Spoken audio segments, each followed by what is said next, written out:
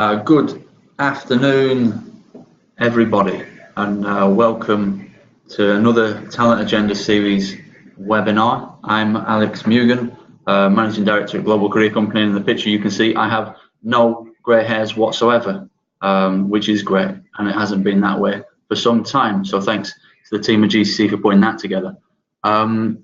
This is the last webinar of the year. And it did have a sort of end of term feel about it, in which I was going to sort of play the role of a supply teacher and just stick on a video and leave you with that for 30 minutes whilst I did something else at the back of the class. But that has been overruled, and we've instead got serious contribution from serious people, which I guess those of you who've tuned in order to learn something and share some ideas will be quite pleased about.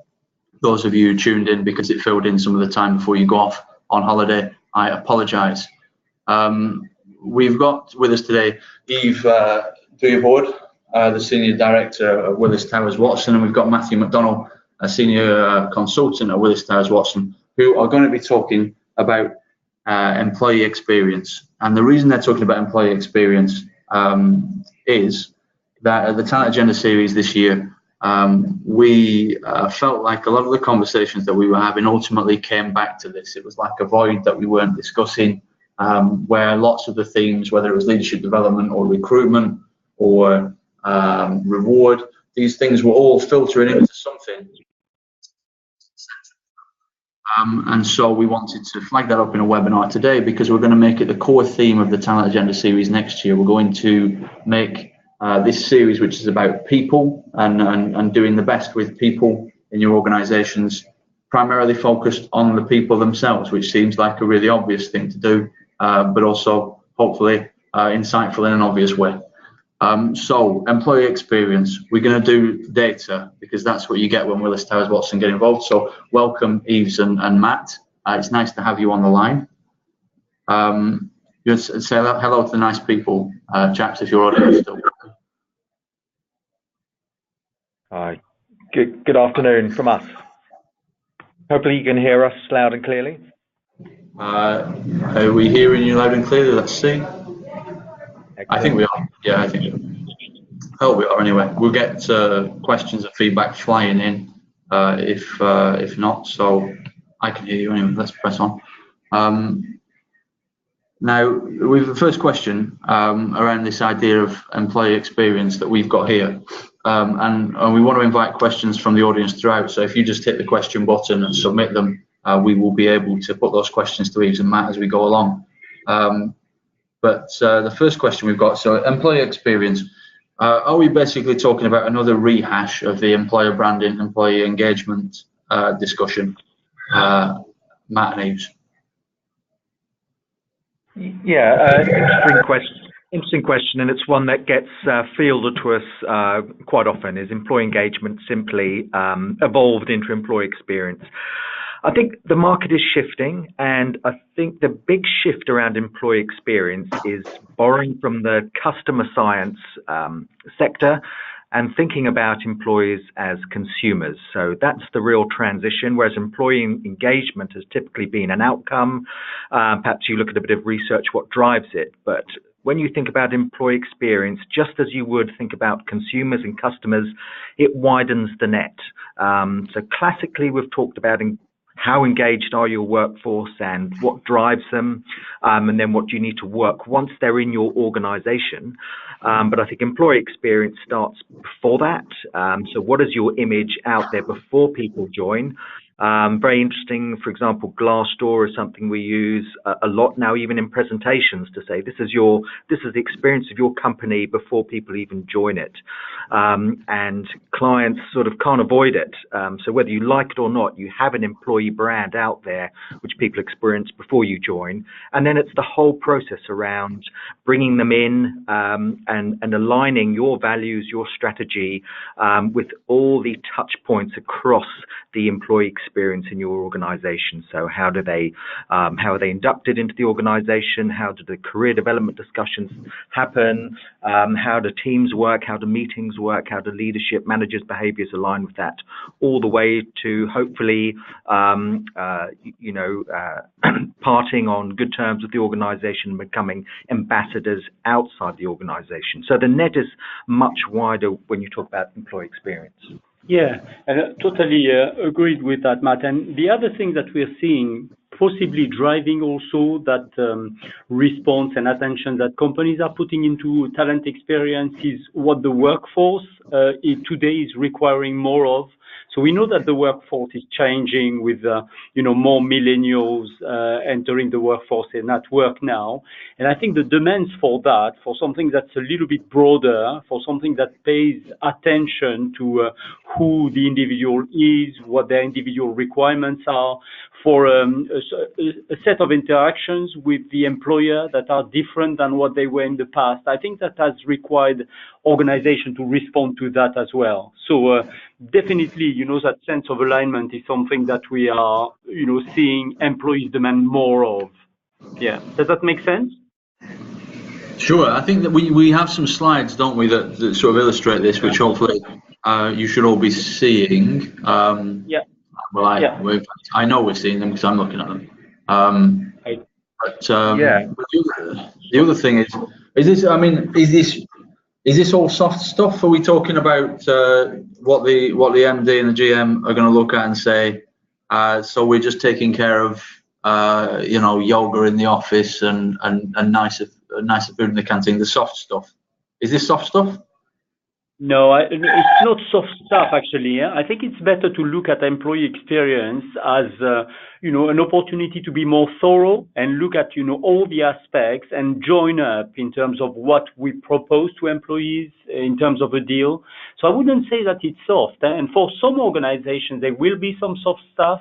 But I think one of the keys of employee experience, in our view, is not to adopt something that seem to be, the ideas others are talking about. I think it's more developing something that will be genuinely linked to your strategy as an organization, but also to your culture.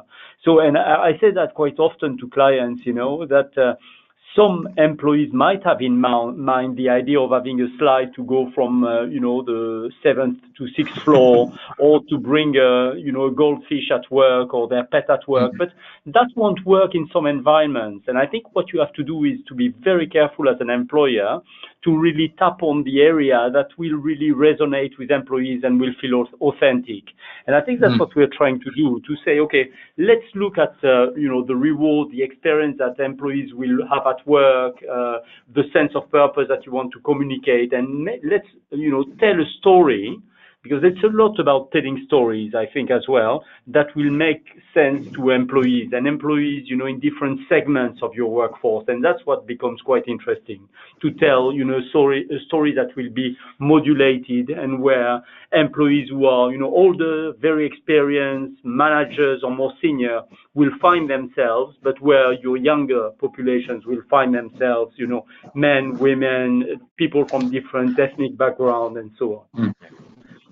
Yeah, we have, as humans, we have a long history of narratives and storytelling, and that is what resonates with people, more so than data often. So when organizations get the narrative right and the story right, it's incredibly powerful in terms of transforming cultures, which is essentially what organizations want to do. They want to transform the culture so that it supports their strategy, so they're more successful as a business. But then also, so I guess the first point about the idea that this isn't a sort of soft discussion is about moving away from the perception that this is all about the cliche things. So astroturf floors and so forth, and finding a way to make that feel very much like the company that you're in. Yeah, exactly. And some of the cliches will be helpful, like, for example, thinking, okay, do we have a work environment in the way it is set up that really encourages collaboration, that gives people opportunities to meet ad hoc, very environment that will, invite them to innovate together. So that's all very, very good stuff.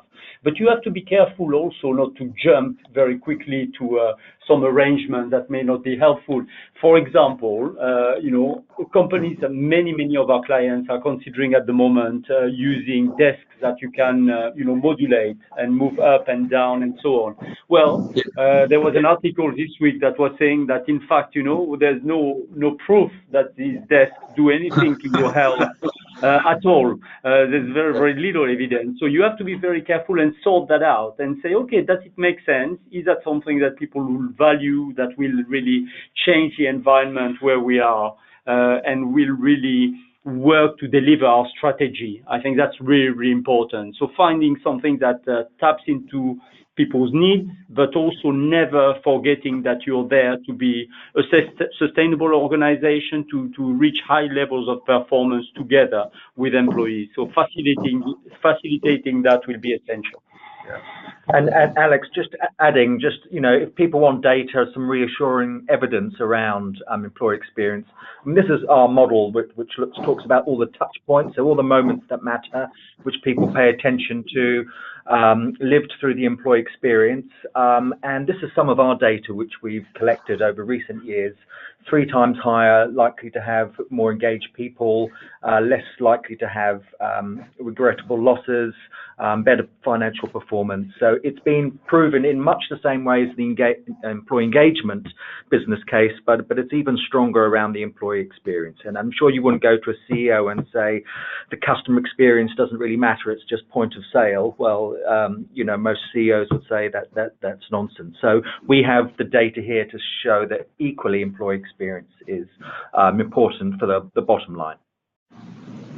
Okay, so and the value, Alex, just one quick point. I mean, as consultants, we always come up with models to simplify the world and so on. But what's good in what Matthew is showing at the moment on the screen is that it allows you to really, start somewhere already, and all organizations will have already, of course, an employee experience that they deliver. So, but having, a very simple framework like this one allows you to make sure that you're not forgetting anything and not missing out on opportunities to use these touch points very effectively.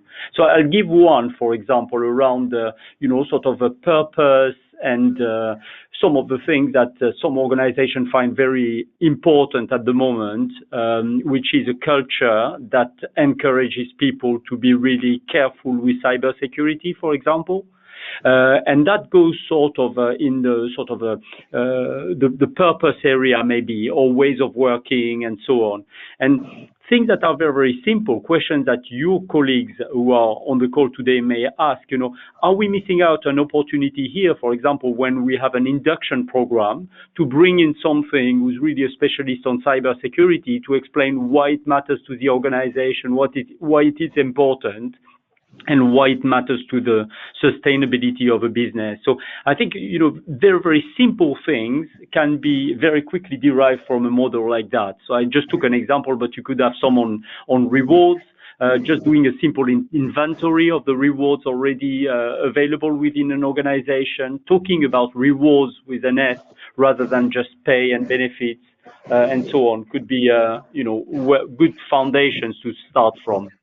And all of that, sorry, Alex, just before you ask your next question, all of that without forgetting about the history. I think the history is very important. You don't want also to lose sense of, what an organization has built and was built on years back. So going back to a bit of history and things that you shouldn't let go of is very important as well. Yeah. So blending the, sort of thinking of the future experience, but not forgetting the past.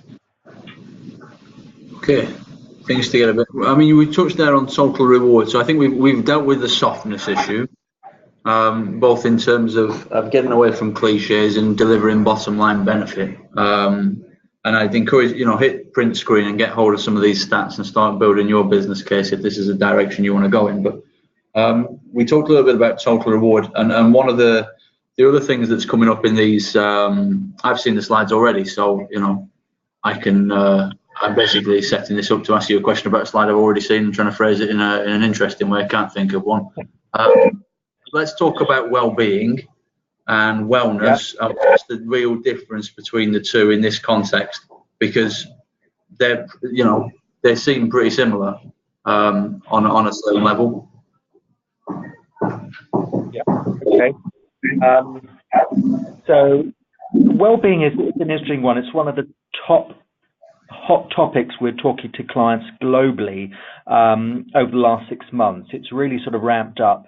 I think it coincides with a lot of focus globally on mental wellness at work, employers' responsibility to look after the psychological well-being. It's got a business case because healthy workers, improve the bottom line. It links into inclusion and diversity, a concept of psychological safety at work. People want to feel safe where they work. They want to be able to feel safe to express who they are, and that this also, we know, engages people. So people are looking at this very holistically now, and well-being should absolutely be a focus for employers. They have a real care of duty around employees' well-being. So the stat we can see on the screen is 1 at 25. So 25% of people, 25% of people have all of this at the same time. Or could have. Yeah. So that's, sort of taking all these cases amounts to 25% of the workforce. And one of the things that are really interesting and a real opportunity for many of our clients actually is around financial well-being, which, if you start listening to stories in some of the markets where, some of the colleagues on the line operate today, I mean, this is a real issue. You hear, for example, in the UK, cases of nurses who have to go to food banks, for example, and things like that. So, and these are really, sort of easy actions for employers to take to really support employees in terms of how to manage their finances and so on. And we see some wonderful examples amongst our clients, and that translate into the comments they leave, that employees leave on our employee engagement survey. So I was with a client a couple of days ago, where some of the comments, when we asked what employees valued, were around, what the company represented for their family, that it was bringing, so not only food, but also all of that advice on how to really have a very decent level of living within, that particular market. And I think, these trainings are really not expensive at all, but extremely valued by employees. Sort of on a self-serve type of, arrangement with employees, they can go a long way. So financial well-being is very, very important, for sure. But that's not just paying people more, because I don't think we're going to get much traction out of that one. No, it's not just paying people. Definitely not. But on the financial side, and you're touching on pay there, it is about not only, what to do with your money really, and how to use it effectively, how to sort out, manage your credit for some, get over a difficult hump when you have to support someone at home, an elderly at home, for example. There's so many avenues there, and organizations are really trying, many, to do the right thing there and provide that advice. I think there's another very interesting sort of macro trend we've noticed, and particularly important for Africa with its huge number of young potential people coming into the workforce and the millennials. There is a global dissatisfaction with governments, political institutions, religion is on the decline, and people are looking for organizations to replace this. So having an impact on society, on the communities that you work with, or the communities within your organization, we're seeing that organizations are taking a lead on this. So they're having an impact on, one of the great taboos, psychological well-being, mental illness. Organizations are taking a lead on a more pastoral role in terms of supporting colleagues, which also then impacts their families. So it's about having that impact, and organizations really being able to take a lead in these domains. That's very good. And there again, Matthew, what you're saying is super important in terms of consistency.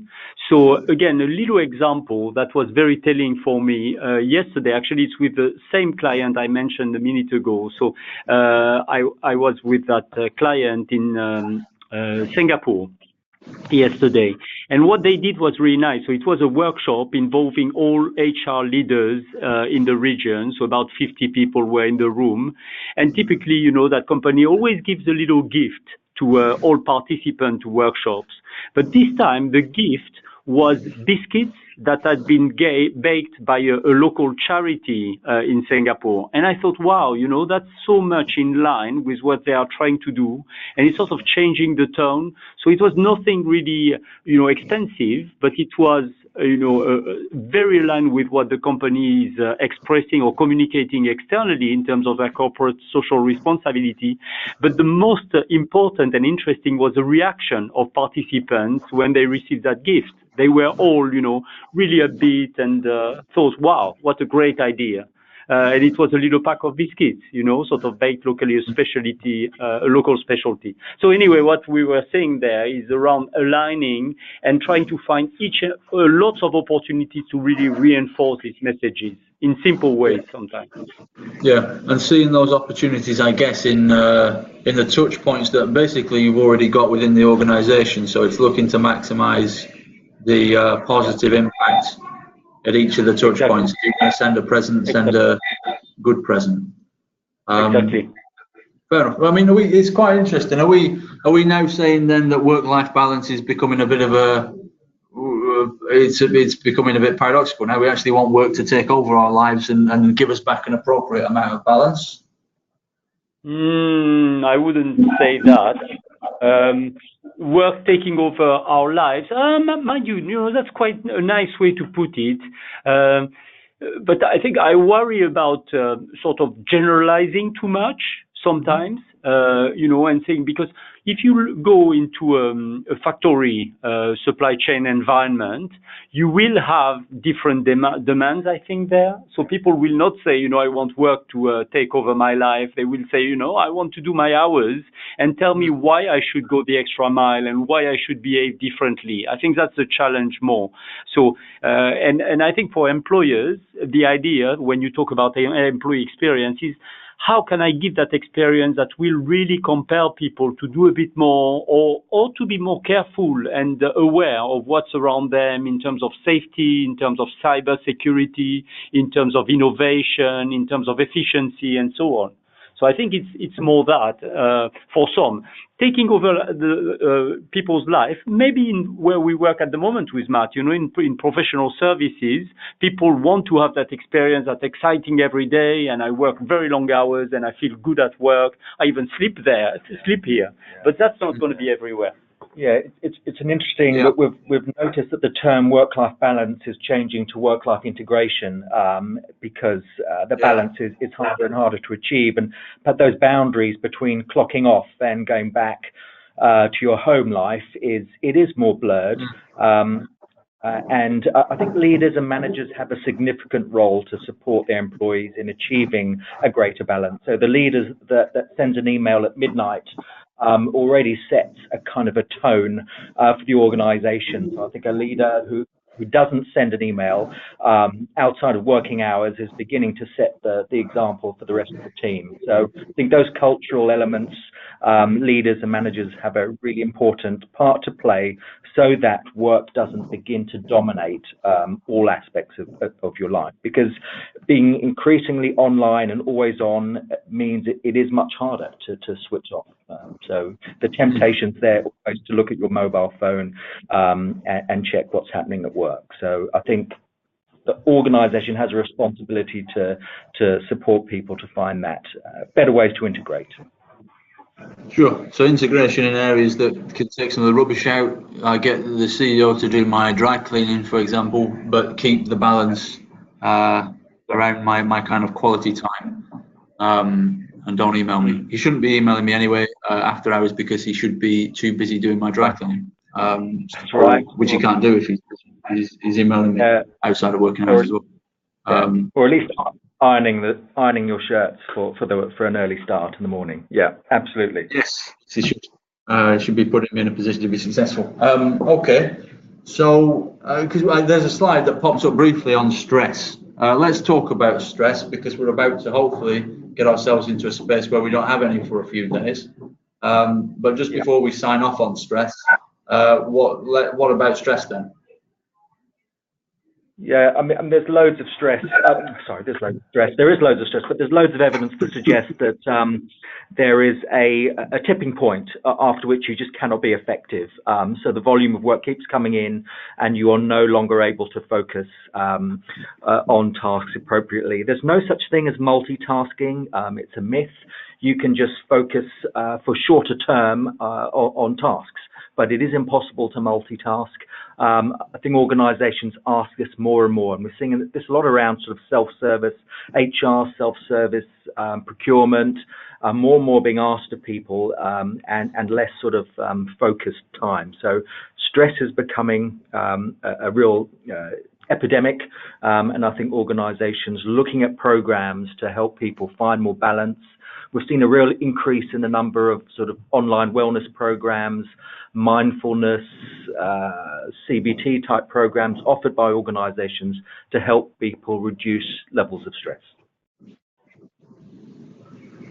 Okay. Something we've noticed. Yeah, go ahead, Alex. No, you go for it. Go for it, Matt. I'm just going to say, yeah, very, very interesting. You know, the Lloyd's CEO was quite public about his stress, his burnout, and has put that at the forefront. So not only did he kind of tackle the taboo and said that I suffered from burnout, but he's also put at the forefront of his employee experience. So for people working for Lloyd's and for the way they touch the community, they are putting a big emphasis on employee well-being in terms of mental well-being and stress. Yeah, which is quite interesting, because I think it's one of those areas, both multitasking and how people deal with stress. It's still an area that people tend to almost treat as an ability. Whether you've got the ability to, well, certainly whether you've got the ability to multitask, whether you've got the ability to deal with stress, as opposed to sort of maybe saying that every person's got a breaking point and nobody's immune to it. It's quite interesting how we talk about that still. There's not a lot been done to really deal with that. No, it's a fascinating topic, and sort of building resilience in people and in millennials and the next generation. It's actually quite tough because they've been a little bit overparented. They've been a lot more looked after, and actually they have less resilience when things don't go well. Less resilience to criticism, less resilience to not being perfect. So it's something we're definitely seeing in the new generation, and actually the education system and universities focusing on resilience before people get into the workplace is actually important too. And in terms of, because what we're presenting here is kind of global data, and we're going to be relating that next year in the series to market by market on a regional basis across Africa. We hear a lot in our sessions on leadership development when people are talking about modeling good behavior from senior leaders. There's often a thread in discussions about the kind of old school CEO profile still operating in a way that we think needs to evolve, and it maybe hasn't.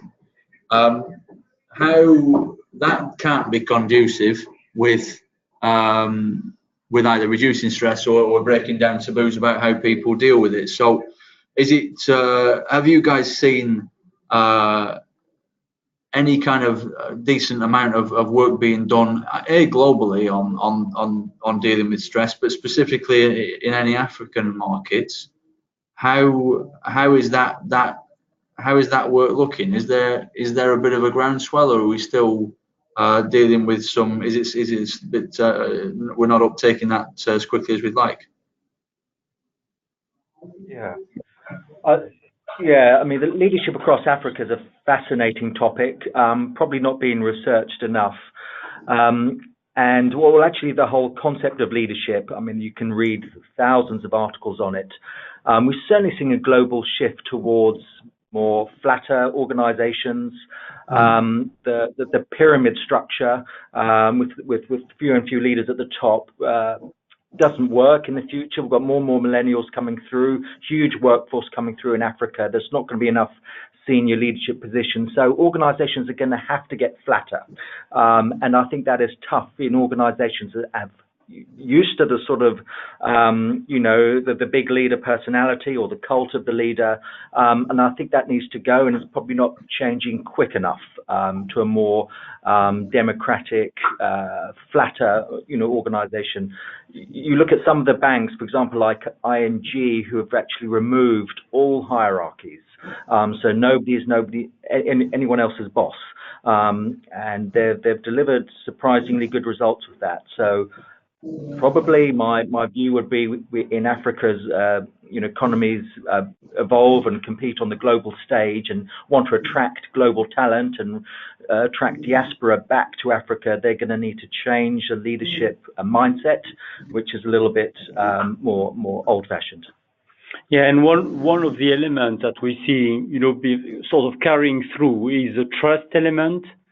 And that sometimes may be lacking a little bit. So, and that's a tough one, because to establish trust and to have really employees who believe in the words that their CEO or senior leaders utter, that's quite tough to get there. And it requires a lot of presence, a lot of visibility, a lot of what you were saying earlier around walking the talk, being able to really connect with employees in a way that's very simple, very authentic, and also showing, that the decisions that you take are always aligned with the values of the organization, of what you're promoting on posters, on your external website, and so on. And that's a really difficult one, because the expectations from employees are growing from that point of view.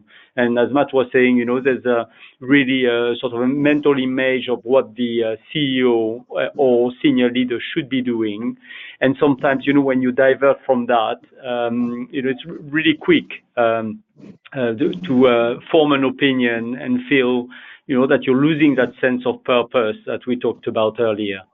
So trust is really one to think of. How do you, and you can establish that by often working together as a leadership team, showing a lot of alignment, and working closely also with HR, because HR can be a wonderful advisor to a CEO, a senior leadership team. And what we find that, in the cases that Matt mentioned, where things are working well in Africa in particular, it's often when you have HR represented on the ExCom, which is really, really important to have that voice and ask every time a big decision is being taken, what will that do to our people?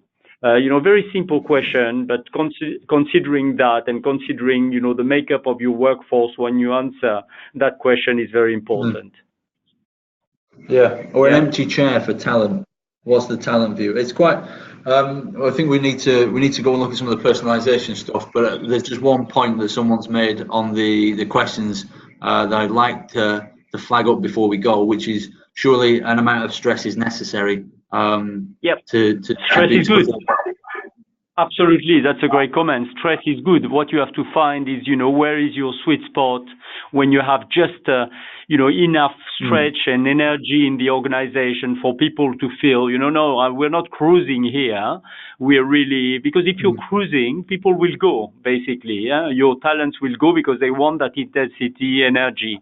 But where is, as Matthew said, where is the tipping point where you're starting to feel, look, I cannot cope, the demands on me as a manager, for example, during a transformation of a business are just becoming unreasonable. So I don't feel able to give you my engagement, my motivation. I'll go elsewhere. And that's not about rewards. It's more about, sort of fairness of what people have on their plate and realization that you need to support them and treat them as, valued colleagues. Yeah, and the other thing is Sure. thresholds for stress are so different between individuals, just like height or blood pressure. These are things that are very particular, and organizations often take a one-size-fits-all. This is the amount of work you should be able to take on, but not factoring in the individual tolerance for stress or supporting them in that. So that one person's sweet spot is actually a horror show for somebody else who just can't cope. Yeah. And it's also, and you're touching on that, Alex, just a quick point here. You were touching on that around, profiling people, understanding who your people are.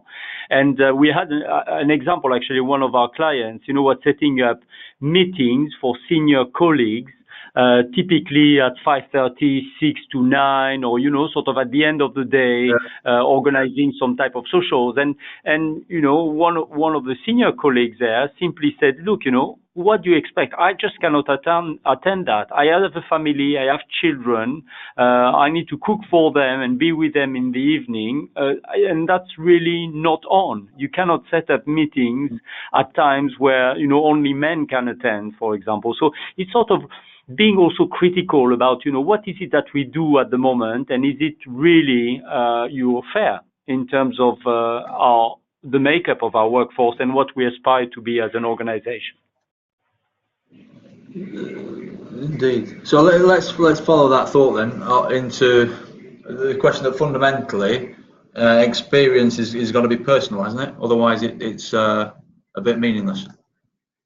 Yeah, it has to be. And and there is and that's exciting actually. So we're more in the sort of communication domain of employee experience and so on. And many of our clients actually are investing quite a bit in that, in trying to really tailor that experience and make sure that employees find themselves in, sort of the mix of rewards or the type of experience that they'll find. So Matthew is just putting a couple of pictures on the screen on that. We do a lot, and there are some great examples. And if you go to websites like, Barclays have done some fantastic work on the client side on that, where you really answer a set of very fun questions and you find yourself, you profile yourself really in a very fun, gameful way. And, from that point on, once you have reached that, once you have defined your profile, if you want, then you find a series of the resources and ideas that will be very close to who you are. And I think there's so much to do on that. And as Matt was saying, that's something that's been used for quite a while now in market research and marketing activities. And now that's in the world of work as well. And again, there's a lot of experience, but by cross-fertilizing different specialties there, you can come up with things that will really resonate very profoundly with employees. Just adding, so it's actually relatively simple to do. I mean, people resist being treated like a number in an organization. They want to feel kind of the organization is connecting with them. But then if you're an organization of 100,000 people, you can't do that. But the way they get to it is looking at different types of personas. So we can look at the data and say, well, you've got this type of person here. And we suggest that you do personalized communications along these lines. So this is proving really popular. So we're looking at personalized communications to people based on, as Yves said, some simple questions, but also on the back of an employee engagement survey, manager nudges saying your scores were low around having developmental conversations with your team or giving feedback. These are 3 things you can do. So it's coming through in a very personalized way and continuous prompts or nudges. So borrowing from the behavioral economics field, just looking at a small, regular drip of incremental changes has a very powerful accumulative effect over a year. Yeah. And there's so many techniques. So another one that we're using quite a bit, more on the reward side, actually, something that we call the total reward optimization. And again, that's a fun way of getting to understand what mixes of rewards and benefits fit well with parts of your population. So the principle is very simple. It's again survey based. So you ask employees to say, what they find to be motivating in a mix of rewards. So would you like to have, a sort of more holidays or a little higher pay, or more bonus but a lower pay base? or would you like to buy your holidays, extra days, holidays, and so on. So you present to employees different packages. And the fact of asking them and building, they build these packages in some ways themselves. And if you use the data that you collect after these exercises in a sort of a sensible way, then, people are going to be more motivated by their reward. They will feel that they've had a say in, designing these packages, and they'll feel more motivated as a result. So, and it's very simple ways to do. And what our clients are finding actually is that the mix of reward, by asking employees what they value most, they end up spending less on these packages, if you want, and making people happier. Because, of course, some companies are offering rewards to all that are not valued by all. So, you can have a cycle theme, but if you have a population of workers who cannot use a bicycle because they commute in a given market or country with their car, so that's not going to work. So that's just an example, but, again, it's checking what employees values and responding to it in a very sensible way that makes a difference. So there's still a role in all of this for the sort of survey for engagement type work that's going to connect. That's not going away. Absolutely. That's not going anywhere. So you can simplify your survey work and so on. That's fine. You can have, shorter surveys, but I think you need to be more creative in asking different things at different times to employees in different ways, but making them feel connected again to, and involved in designing that employee experience with you. And I think that's one of the secrets. If you try to do that in a room in isolation, that you won't be able to sort of capture that. It's not copying examples from elsewhere. It's checking with employees what they value, what they think is already going very well, and what they would like to see improved. And just while because that's a good point around personalising, asking people what they want and differentiating. If we could flash back to slide 20 there, we had some discussions around this concept at an event in 20. I think the one in between. Perfect. We had some conversations around concepts like this in Johannesburg, and the similar premise: here's a persona, think about what people want and deliver different things for them. I guess we're going to share some of these slides afterwards, but I wondered if you could just help unpack a little bit of a fear that was created when we did this in Johannesburg. And the concern, I don't know if you can guess what the concern was. When we started to differentiate on personas, more than half the HR people in the room started to get concerned they would end up doing. They got concerned about the impact of discrimination and getting sued. And the entire direction of discussion for about 20, 30 minutes just went off really about the impacts of having to manage these personas to not get discrimination in the organization, to be, if you're going to offer different types of benefits, how do you get around that from a legal point of view? There's a big reaction about that, which in some ways overshadowed the value of doing some of the differentiation. How do you feel about that? So you have to be careful when you say, sort of offering different types of benefits. I think you need to, at the end of the day, you need to have equity and fairness in whatever package, think of a pick and mix. Yeah. I don't know if, colleagues on the call know about pick and mix. You go into a shop and you pick and mix some sweets. Yeah.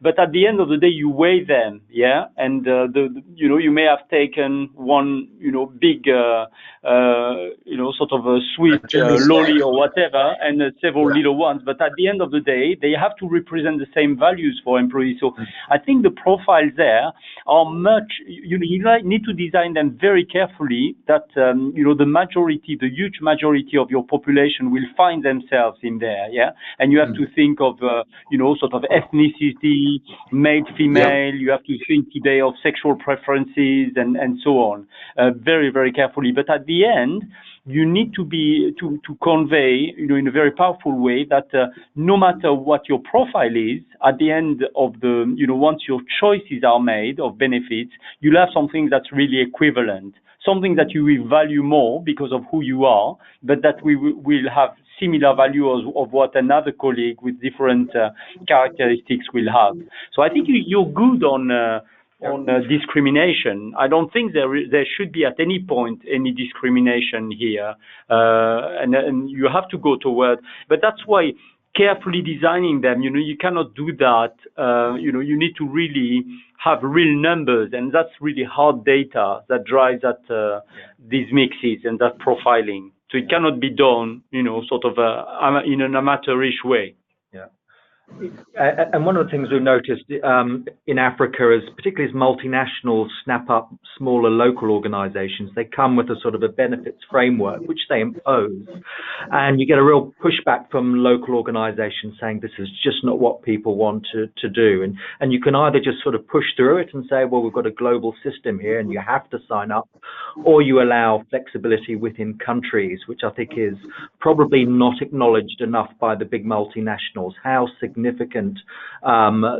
country borders can be in terms of the benefits packages that are going to resonate with people. So allowing enough preference and choice and flexibility within a global system and getting that balance right is really important for multinationals.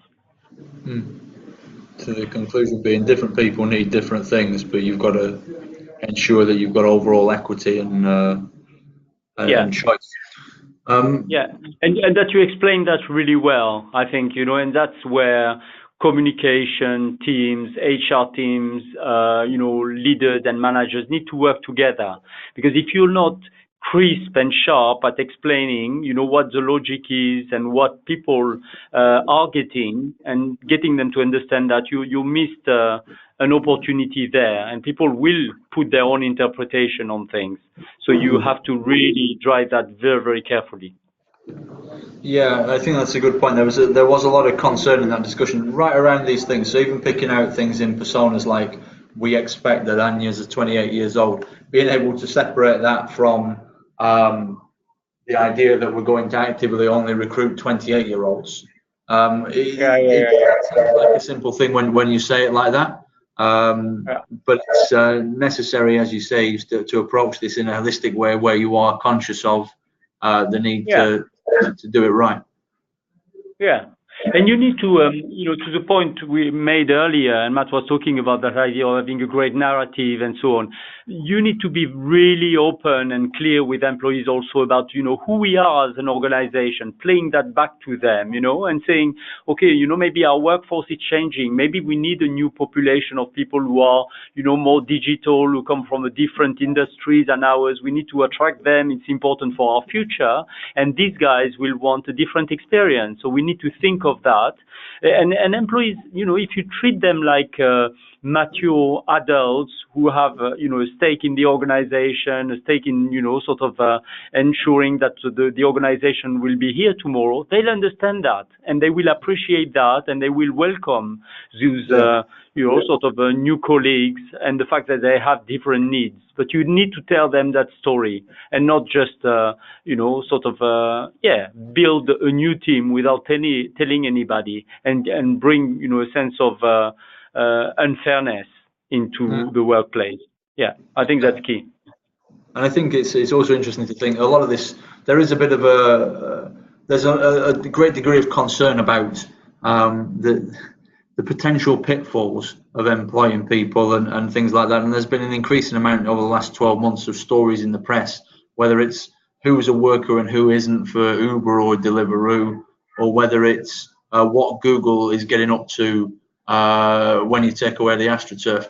But it's quite important to make a distinction, I think, not to throw all of the positive opportunities, creating a good experience, in with all the kind of negativity about how badly things can go wrong, because what's causing those horror stories that we've had this year is nothing to do with people approaching experience or anything like that in a well-meaning and thoughtful way. It's to do with people doing bad things, which is nothing to do with them.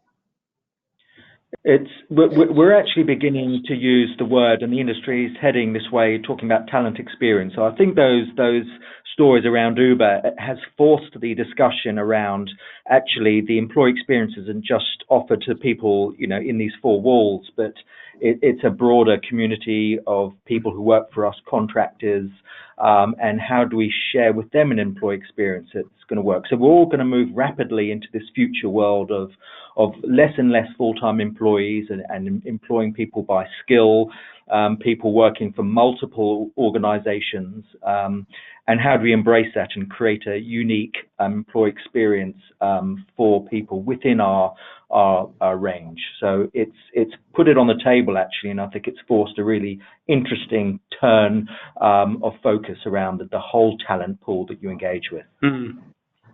And we go back to sort of values, a little bit there, I think, as well. Values, ethical ways of working, and sort of values are, I think they're coming back in force. Actually, we're hearing a lot of companies relaunching their values, rethinking them, making them real for employees, and so on. I think that's going to be very, very important for companies to really abide by the values and demonstrate that these values are really alive. So that's really key, I think, and treating people in a way that's fair and involving. Okay. I think on that sort of positive note, we are out of time for today. I think we should thank you very much on behalf of the Talent Agenda series and behalf of everybody who stayed with us, and thank you for staying with us too. But thanks to Yves and Matthew for taking us through that interesting stuff in employee experience. I promise to those who've asked questions about it, I will seek permission to share the parts of the presentation that we can share, and we will do that immediately after the webinar with the team here. And I just want to, so thanks again, Yves and Matt. I just want to leave you with a couple of thoughts about the Talent Agenda series for 2019. So the first thought is the reason that we brought this back to putting employee experience at the core of everything, and that's whether we're talking about reward, whether we're talking about the future of work and how jobs will change, whatever the topic, it all ultimately comes back to the question, sort of, who is your client? And we've heard a lot over the years about dealing with clients inside the business and my internal clients. And I think we feel anyway on the series that it's about time that we answer the question, who is my client with? It's our people. It's dealing with our people in a way that's a consumer grade experience. And that's why this is the thing. So that you'll be hearing plenty more about this. But through the prism of each of these kind of detailed discussions on whether it be leadership development or recruitment or anything else, we're really going to keep coming back to the idea of creating a great experience with a view to underpinning your values and delivering at the bottom line, because that's what the Talent Agenda series is all about. And you can see on the screen now our dates for next year. So we'll be in Johannesburg in March, in Lagos in June, in Nairobi in September, in Abidjan in November. Webinars alongside these, so we'll be able to dig into these topics in the great detail that they deserve. There's an early bird rate on there as well if you book now, but I'm going to undermine that totally by offering you, if you come back to me on email following this webinar, a ticket for just $250 in whatever local currency you want to be invoiced, and you can pay it next year because I've got control of the microphone and nobody can stop me. So if you would like to join us next year, join us for $250, because why not?